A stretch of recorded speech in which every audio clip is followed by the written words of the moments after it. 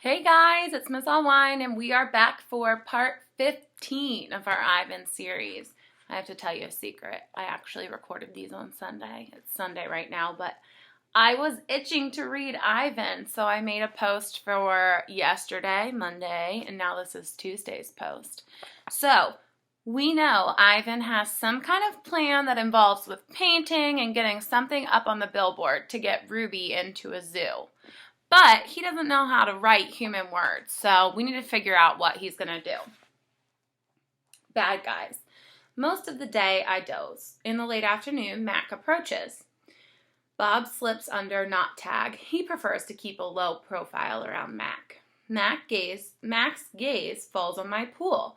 A corner of one of my paintings is visible. "What's that, big guy?" he asks. I calmly eat an orange, ignoring him, but my heart is racing. Mac kicks my plastic pool. Underneath it are all the paintings. Mac yanks on a piece of paper. It slips out easily. He doesn't seem to notice the other paintings. The page is striped with green, which is what happens when blue paint and yellow paint get together. It's supposed to be a patch of grass. Not bad. Where'd you get the paint anyway? George's kid? He considers. I'll bet I can get 30 for this picture, maybe even 40. Mac turns on my TV. It's a Western. There's a human with a big hat and a small gun. He has a shiny star pinned on his chest. That means he's a sheriff and he'll be getting rid of all the bad guys. "If it sells quick, I'm getting you some more of that paint, buddy," Mac says. He walks away with my painting. Ruby's painting. For a moment, I imagine what it would feel like to be the sheriff. Here's a little sheriff star picture. Ad. "Good news, huh?" Bob says when Mac's out of earshot. "Looks like you might be getting some more supplies." "I don't want to paint for Mac," I say. "I'm painting for Ruby." "You can do both," Bob says. "You're an artist, after all." While I watch the movie, I try to come up with a new hiding place for my paintings. Maybe I think I could fold them. Once they're dry, I can stuff them into Knot Tag. If you're forgetting, Knot Tag is his stuffed animal gorilla he's had since he was a baby, and his sister's name was Tag, right? So he named this one Knot Tag. It's a long movie. At the end, the sheriff marries the woman who owns the saloon, which is the watering hole for humans, but not horses. It's been a long time since I've seen a Western that was also a romance. "I liked that movie," I say to Bob. "Too many horses, not enough dogs," he comments. An ad comes on. I don't understand ads. They're not like Westerns where you know who the bad guy is supposed to be. And they're hardly ever romantic unless the man and the woman are brushing their teeth before they face lick. I watch an ad for underarm deodorant. "How do you know who's who if they don't smell?" I ask Bob. "Humans reek," Bob replies. "They just don't notice because they have incompetent noses." Another ad comes on. I see children and their parents buying tickets, just like the tickets that Mac sells. They laugh, enjoying their ice cream cones as they walk down a path. They pause to watch two sleepy-eyed cats, huge and striped, dozing in long grass. Tigers. I know because I saw them once on a nature show. Words flash on the screen, accompanied by a drawing of a red giraffe. The giraffe vanishes, and I see a human family staring at another kind of family, elephants, old and young. They're surrounded by rocks and trees and grass and room to wander. It's a wild cage, a zoo. I see where it begins and where it ends. The wall that says you are this and we are that, and that's how it will always be. It's not a perfect place. Even in just a few fleeting seconds on my TV screen, I can see that. A perfect place would not need walls. But it's the place I need. I gaze at the elephants and then I look over at Ruby, small and alone. Before the ad ends, I try to remember every last detail. Rocks, trees, trails, trunks. It's the picture I need to paint. I love how Ivan is working towards his goal of keeping his promise to get Ruby to the zoo, but things keep changing, but he's being flexible and adapting to different challenges, right? imagining. It's different now when I paint. I'm not painting what I see in front of me, a banana, an apple. I'm painting what I see in my head, things that don't exist, at least not yet. Knot tag. I pull out knot tag stuffing. Carefully, I fill her with my paintings, hiding them so Mac won't sell them. She's large, bigger than Bob, but I still have to crumple a few of them. Bob tries to settle on her for a nap. "You've killed her," he complains. "I had to," I say. "I miss your stomach," Bob admits. "It's so spacious." When Julia arrives, she notices that I've used up my paints and papers. "Wow," Julia shakes her head.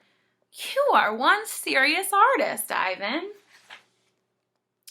One more thing. My finger painting has sold for $40 with a frame. Mac is happy. He brings me a huge pile of paper and big buckets of paint.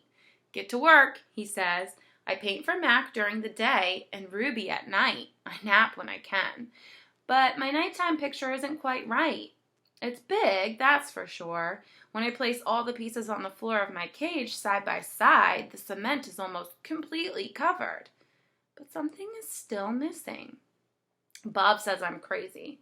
"There's Ruby," he says, pointing with his nose. "There's the zoo. There are other elephants. What's wrong with it?" "It needs one more thing," I say. Bob groans. "Ugh. You're being a temperamental artist. What could be missing?"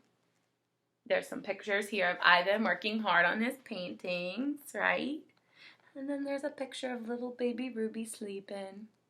So Ivan's painting all night while Ruby sleeps. And he's painting all day. He has to be so tired. I stare at the huge expanse of colors and shapes. I don't know how to explain to Bob that it isn't done yet. "I'll just have to wait," I say at last. "Something will come to me, and then I'll know my painting is finally ready." I think you guys can relate to that when we're revising and editing stories and writing, or even our pictures and writing. Sometimes you just know you need one more thing, but you're not exactly sure what it is. So maybe you need to put it away for the day and come back to it tomorrow, right? I do that all the time. The 7 o'clock show. During the last show of the day, Ruby seems tired. When she stumbles, Mac reaches for the claw stick. I tense, waiting for her to strike back. Ruby doesn't even flinch. She just keeps plodding along, and after a while, Snickers jumps onto her back. So Ruby is taking on exactly the same role that Stella had in the show, right? And we know that Stella suffered a lot, and it ended up being a reason she got sick, right? So I'm sure that's encouraging Ivan to keep working hard for his project. 12. I lie in my cage with Bob on my stomach. We are watching Julia do her homework. She doesn't seem to be enjoying it. I can tell because she is sighing more than usual. Again, for the 100th time, or maybe the 1,000th, I wonder what's missing from my painting. And for the 100th time, or maybe the 1,000th, I don't have any answer. "Dad," Julia says as George passes by with a mop, "can I ask you a question?" "May I?" George corrects. "Ask away."